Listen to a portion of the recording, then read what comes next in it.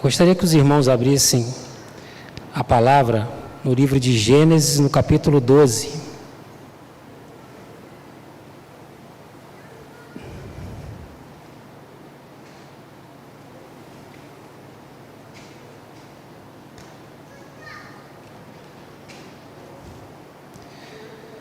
Capítulo 12 de Gênesis, e eu vou ler aqui os versículos 1, 2 e 4. Ora, disse o Senhor a Abrão: sai da tua terra, da tua parentela e da casa de teu pai, e vai para a terra que te mostrarei. De ti farei uma grande nação, e te abençoarei, e te engrandecerei o nome, sê tu uma bênção. Então, nesse momento, Deus fala com Abraão e diz para ele sair, mas não fala qual é o destino, ele apenas dá ordem para que ele saia da parentela dele. Versículo 4: Partiu, pois, Abrão, como lhe ordenara o Senhor, e Ló foi com ele. Abrão obedeceu. Ele ouviu Deus. E por que ele ouviu Deus? Ele ouviu porque ele estava próximo de Deus. Então vem aqui já um ensinamento para nós. A gente só escuta Deus quando estamos próximos dele. Dando continuidade, ainda no livro de Gênesis, no capítulo 17, eu gostaria aqui de ler dos versículos do 1 ao 4. Então, Gênesis 17, do versículo 1 ao 4. Quando atingiu Abrão a idade de 99 anos, apareceu-lhe o Senhor e disse-lhe: eu sou o Deus Todo-Poderoso, anda na minha presença e sê perfeito. Farei uma aliança entre mim e te multiplicarei extraordinariamente. Prostrou-se Abrão, rosto em terra, e Deus lhe falou: quanto a mim, será contigo a minha aliança. Serás pai de numerosas nações. Então aqui nesse momento Deus faz uma promessa a Abraão. E eu vou repetir que promessa é essa. Eu peço que decorem, porque lá no final nós vamos ter que lembrar que promessa é essa. Deus fala: serás pai de numerosas nações. Essa é a promessa de Deus para Abraão. Ainda no livro de Gênesis, eu gostaria que os irmãos abrissem no capítulo 17. Capítulo 37. Capítulo 37 de Gênesis, e o versículo é o 2. E aqui é a primeira vez que aparece o nome de José na Bíblia. Esta é a história de Jacó. Tendo José 17 anos, apacentava os rebanhos com os seus irmãos. Então, o que José estava fazendo? Ele apacentava rebanhos com os irmãos. A gente aqui pode deduzir que José tinha uma vida simples. Afinal de contas, a missão que ele estava realizando naquele momento era uma tarefa simples, de homens humildes. Ainda dando continuidade, eu peço que os irmãos abram no livro de Êxodo, no capítulo 2. Capítulo 2 do livro de Êxodo.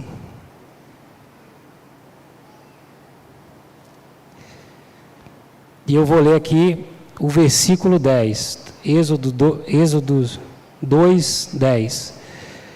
Sendo o menino já grande, ela o trouxe à filha de Faraó, da qual passou ele a ser filho.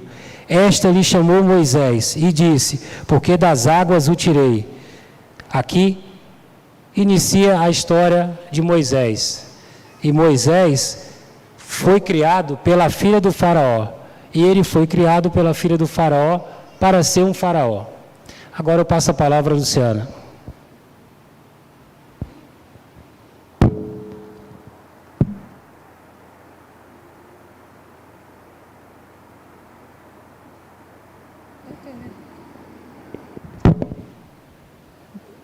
Pronto. Bom dia, irmãos. Resumidamente, aqui eu vou contar um pouco da nossa história. Mas, antes de tudo, eu queria dizer que tudo que nós somos, tudo que nós temos e onde nós chegamos foi pela graça, pela misericórdia e permissão do Senhor. E agradeço também aos nossos pais, eu em particular os meus pais, que desde que eu me entendo, vamos dizer, por gente, né, nunca deixaram de me levar à igreja. Bom, eu sou nascida em Rio Branco, no Acre, né, mas como filha de militar, com 3 meses de idade, eu já me mudei para outros lugares. Eu fui de lá para Vila Velha, no Espírito Santo, depois para Jaguarão, que é a fronteira com o Uruguai, depois fomos para o Rio de Janeiro, Brasília, São Paulo, Rio, até que eu cheguei em Fortaleza, onde eu conheci o Whindersson, né, que é nascido em Guaratinguetá, tinha passado já por Anápolis, Fortaleza, Resende, e agora estava ali em Fortaleza. Nós tivemos um encontro de 9 dias, né, por 9 dias nos encontramos, nos apaixonamos, né, e ao fim desses 9 dias o Whindersson se mudou para outro estado, né, porque ele ia começar a trabalhar pelo Exército. E eu falei, agora acabou, não é? Mas aí no dia seguinte eu recebi uma ligação, e no outro dia, e assim nós namoramos à distância por 2 anos. Ao final de 2 anos nos casamos, aí fomos para Corumbá. Eu fui, o Whindersson já trabalhava lá. Corumbá fica na fronteira com a Bolívia. Nós passamos 1 ano lá, de lá voltamos para Fortaleza. E aí que começa um pouco da nossa história. Nós moramos 4 anos em Fortaleza, e como é que era a nossa vida? Nós éramos um casal feliz, né? Íamos a muitos shows, bebíamos, nos divertíamos muito, viajávamos muito, mas a gente sabe que na nossa vida, se não tem Deus, a gente vai estar sempre com aquele sentimento de estar faltando alguma coisa, né? E nesse momento, o Whindersson se entregou a outros vícios e eu a um desejo muito grande de engravidar, só que eu não conseguia. E foi aí que começa a minha relação com Deus, né? O Whindersson dormindo, de madrugada eu ia para a sala orar, né? Chorava muito, e a minha oração era basicamente assim: Senhor Deus, né? Tem tanta gente que tem filho e não cuida, não liga, eu quero tanto, por favor, me dá, me dá. E nesse momento da nossa vida, eu conheci um médico, fazia um tratamento com ele, e ele tinha muitos conselhos bons, né? Aí um dia eu perguntei, qual é a sua religião? Aí ele falou, sou adventista do 7º dia. Aí eu falei, o que é isso? Ele explicou, não entendi direito, mas assim foi. Nas próximas consultas, né, ele começou a me falar mais de Deus, né? E teve uma oportunidade que eu me senti muita vontade de falar do meu desejo de engravidar e de não conseguir. E comecei a chorar, né? Aí ele começou a falar da palavra, que Deus tinha um plano para cada pessoa, para cada mulher, e que nem todas as mulheres iriam engravidar. E, de repente, esse podia ser o meu caso, né? Eu sei que naquela hora foi, assim, uma apunhalada. Eu chorei, eu me derramei demais, mas, ao mesmo tempo, com muita calma, ele falou que na Bíblia existiam mulheres de fé, né? Como Ana, como Sara, né? Que, de repente, Deus podia fazer um milagre na minha vida. E assim foi. Eu voltei para casa digerindo isso, triste, mas digerindo. E eu percebi que depois disso minhas orações mudaram. Não era mais me dá um neném, me dá um neném. Era assim, Senhor, se for da tua vontade, o Senhor sabe como eu desejo ter filho. Se for da tua vontade, permita. E ele permitiu, né? Tempos depois, eu engravidei do Iago, hoje com 16 anos. 9 meses depois foi do Felipe. E 6 anos depois foi do Isaac, né? Foram filhos que cada momento ele trouxe uma bênção para a gente. Mas depois da gravidez do Felipe, eu tive depressão pós-parto, né? E foi um momento que foi muito difícil, muito forte, né? Mas aí eu comecei a me apegar à palavra, eu comecei a estudar a Bíblia, né? Acabei deixando a minha denominação. Só que com esse estudo vieram transformações, porque o Espírito Santo ele muda a gente, né? A palavra de Deus, em Hebreus 4:12, fala que ela é viva e eficaz. E ela começou a trazer transformações, né? E o Whindersson não aceitava a minha transformação, e ele se afundava cada vez mais em outros vícios. E tivemos 5 anos de muita crise no casamento, muita crise mesmo. Houve um dos momentos que Claro, eu deixei de beber, eu não queria mais sair, eu mudei minhas roupas, né? E um dos momentos foi quando eu deixei de beber.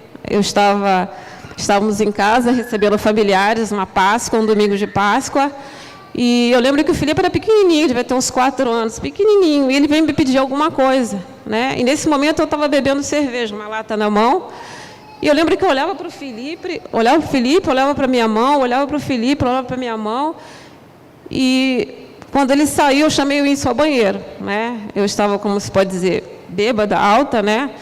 E eu chamei o Índio e comecei a chorar, né? Eu falei, Índio, eu sou horrível, minha mãe nunca fez isso.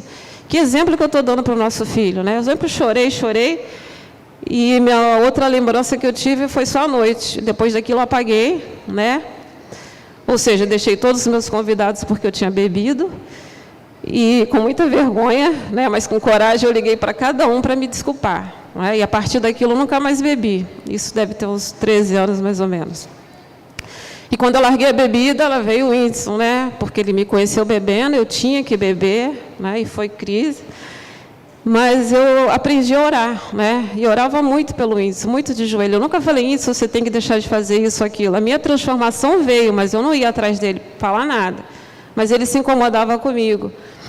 E houve uma vez, pouco depois, eu estava passando para colocar os meninos para dormir, e o Whindersson estava sentado assim num canto da varanda, todo largado, com uma garrafa de uísque. Ele estava conversando com um amigo e falando muito palavrão, né? Eu falei, Whindersson, desliga o telefone. Ele fez assim. Aí eu peguei, tirei o telefone dele e levei ele para a cama, né? Levei para o quarto, e os meninos viram, os meninos eram pequenos. E ele passou mal no quarto, falava besteira. E lógico que no dia seguinte não se lembrava, não é? E quando o Whindersson acorda, o Iago vira para ele e falou assim, pai, ontem à noite você estava doido? Aí o Whindersson não entendeu, né?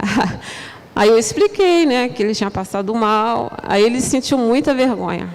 Eu sei que ele pegou umas 2 caixas, e nós tínhamos em casa um bar, né, cheio de uísque. O Whindersson, na mesma hora, pegou todas essas garrafas, ele guardou e falou assim, eu não quero mais isso. E falou para os meninos que não ia mais beber, né?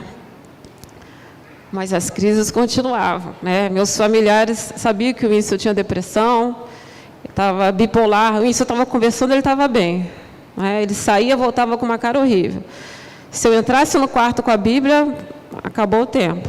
Uma vez ele estava lavando louça, e ele que brigava comigo, não era eu que falava para ele, né, que tinha que mudar. E ele falou assim, eu nunca vou mudar, você está querendo que eu mude? Eu nunca vou mudar.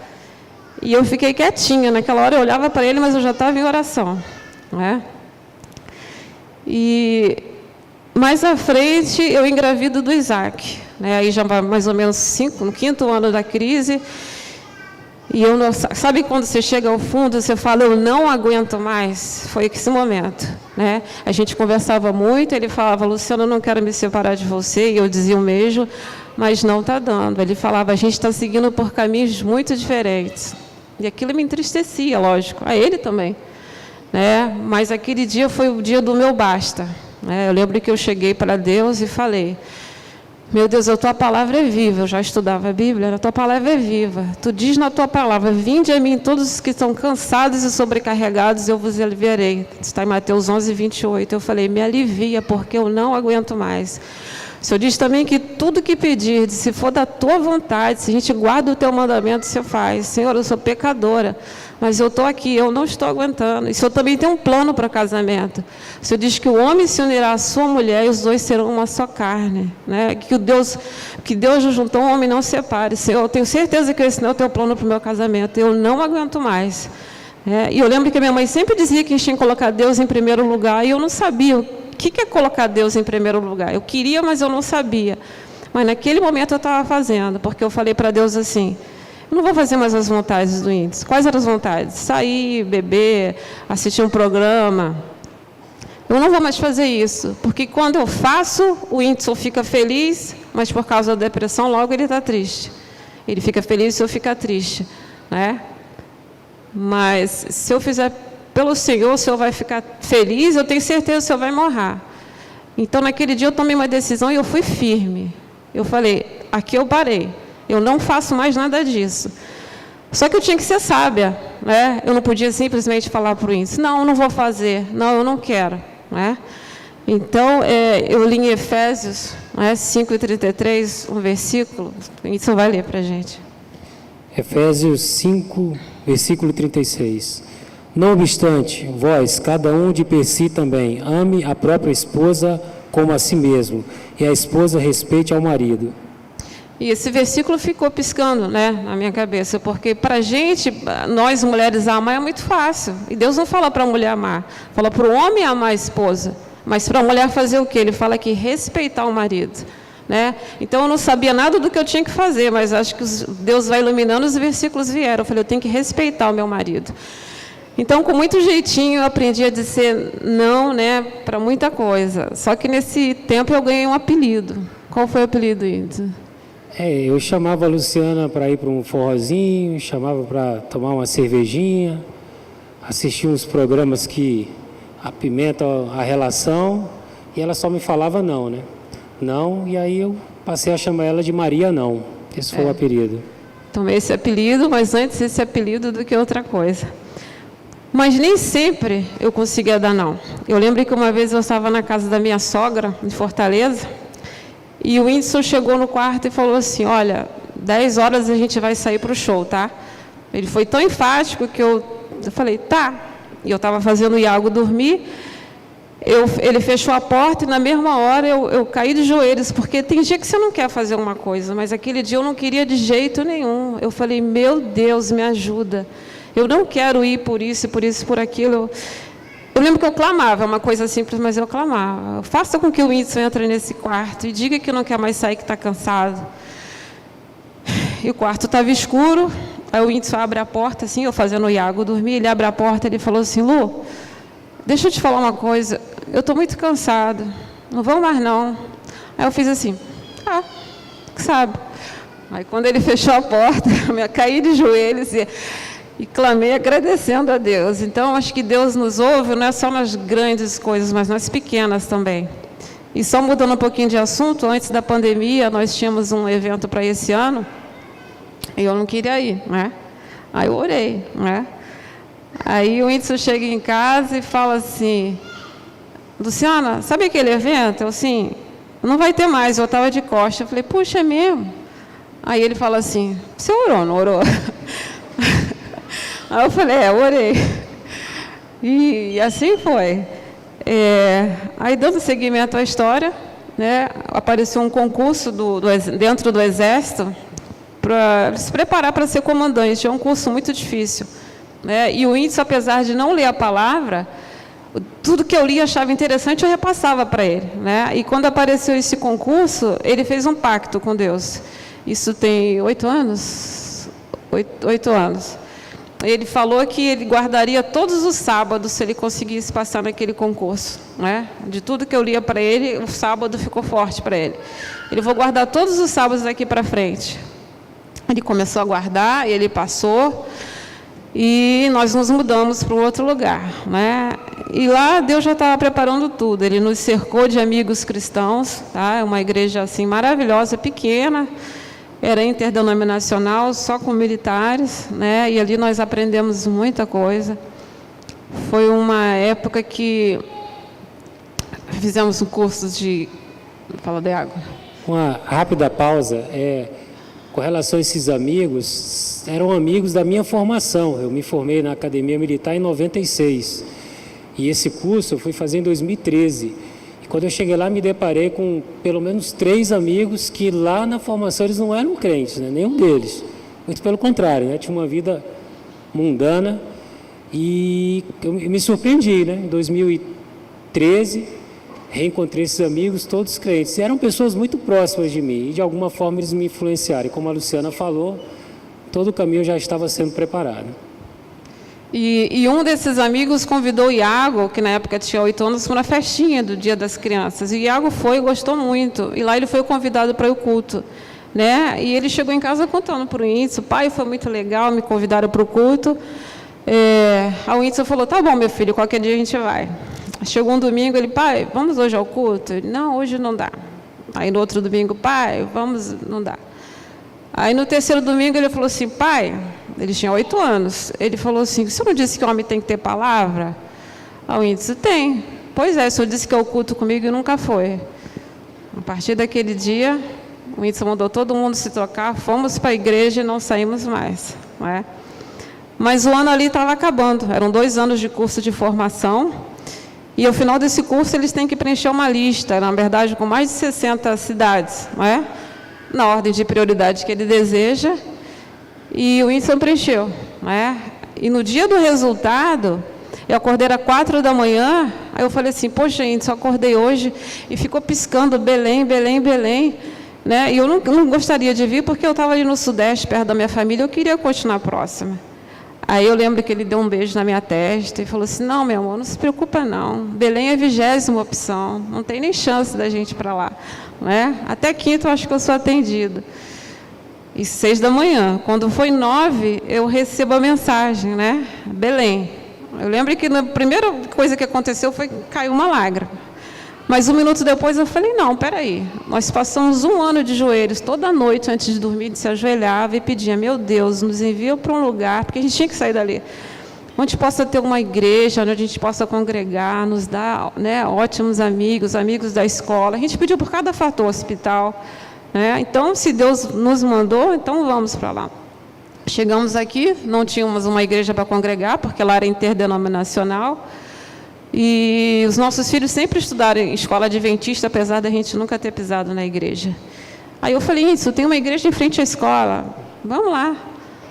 Mas eu já falei com propósito, porque de tudo que eu estudava na Bíblia, eu via que os meus amigos adventistas, eles procuravam seguir, então eu tinha essa curiosidade de ver. E ele aceitou. No dia que nós viemos, nós fomos recepcionados pela Cíntia, a esposa do Léo, não sei se ela está aqui, mas ela nos acolheu muito bem, isso foi muito importante, porque chegávamos numa cidade diferente, com uma igreja diferente, né? E foi importante esse acolhimento dela. E nesse dia, o pastor Fonoel estava sendo apresentado na igreja, e foi ele que pregou, né? E no meio do culto, nós olhamos um para o outro e a gente falou, é aqui que a gente vai ficar, né? Ao final do culto, a Cíntia nos convida para o retiro, né, de carnaval. A gente não conhecia ninguém, mas a gente falou, vamos, né? Mas a Igreja Adventista é uma família, né? E lá nós fomos acolhidos, muito bem acolhidos por todos.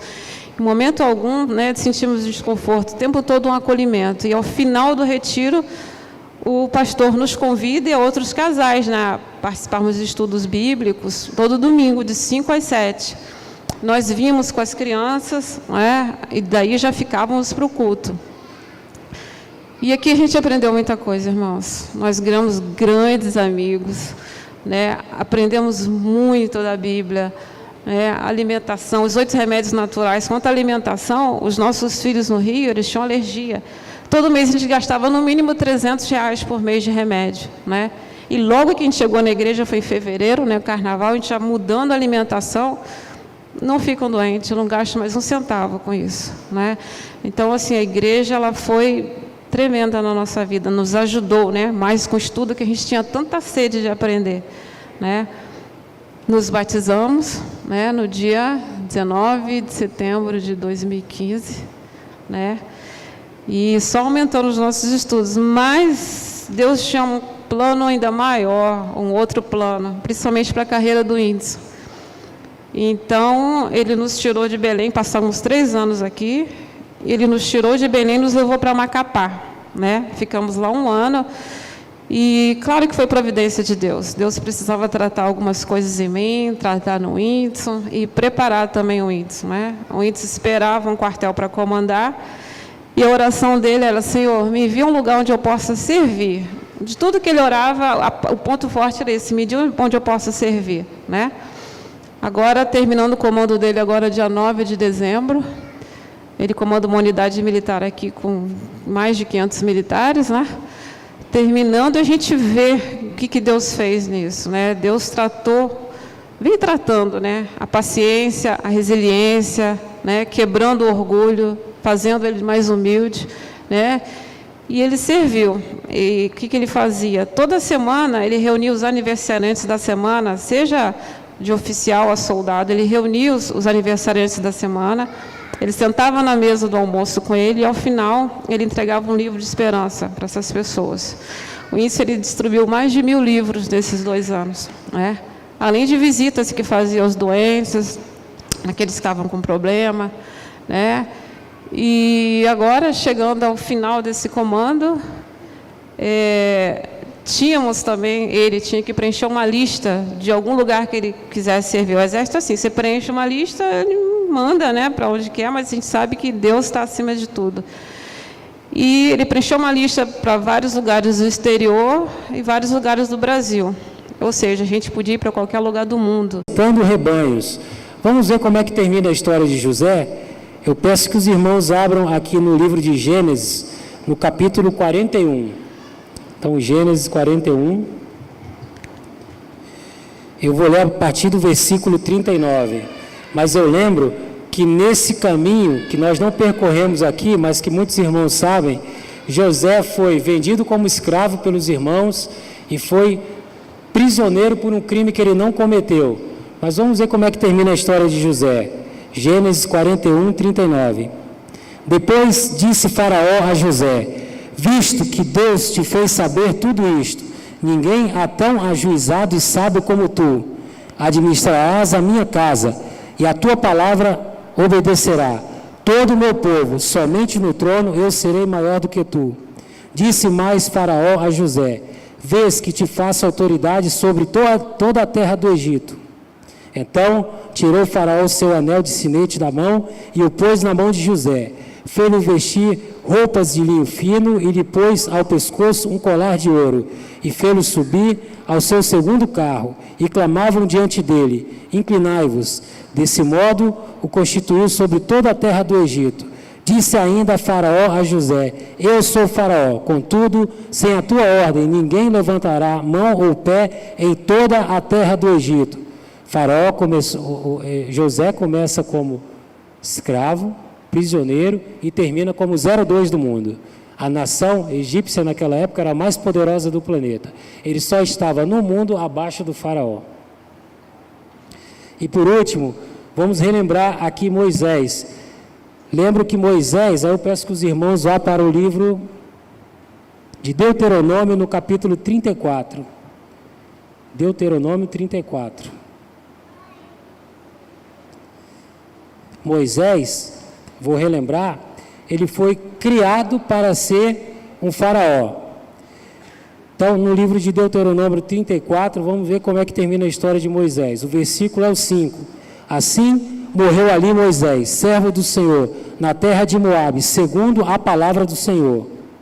Nós deduzimos que Moisés morreu de uma forma muito simples. Ele foi criado para ser faraó e morreu de uma forma muito simples.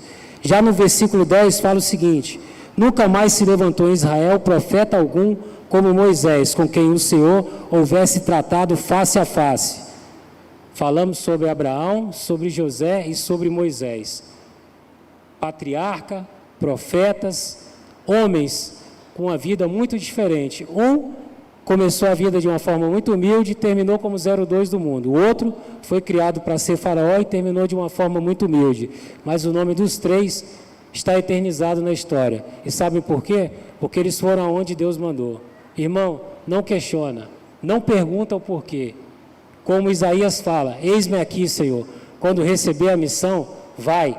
E lembre-se, o pastor Ítalo, que era auxiliar dessa igreja, ele falava algo e sempre repetia isso. Quando você vai num posto de gasolina que o frentista for abastecer o teu carro, o mais importante não é você abastecer o seu carro. O mais importante é você levar a palavra para o frentista.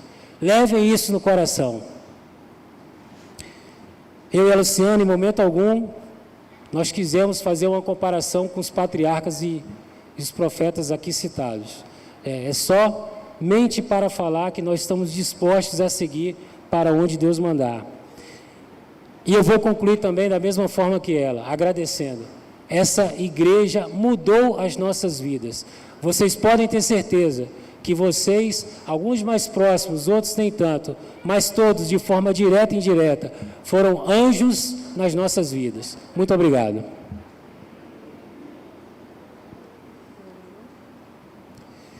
Vamos fazer a oração final.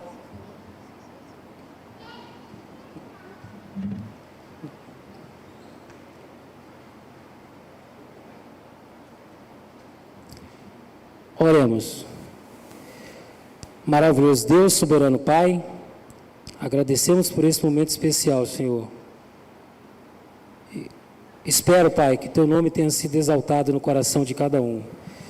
E que as pessoas que estiveram aqui presentes, e os amigos, familiares que nos acompanharam pelo canal do YouTube, possam mudar a partir dessa reflexão, Pai. Porque o Senhor tem mudado as nossas vidas, Pai. Temos buscado na caminhada cristã subir um degrau por dia.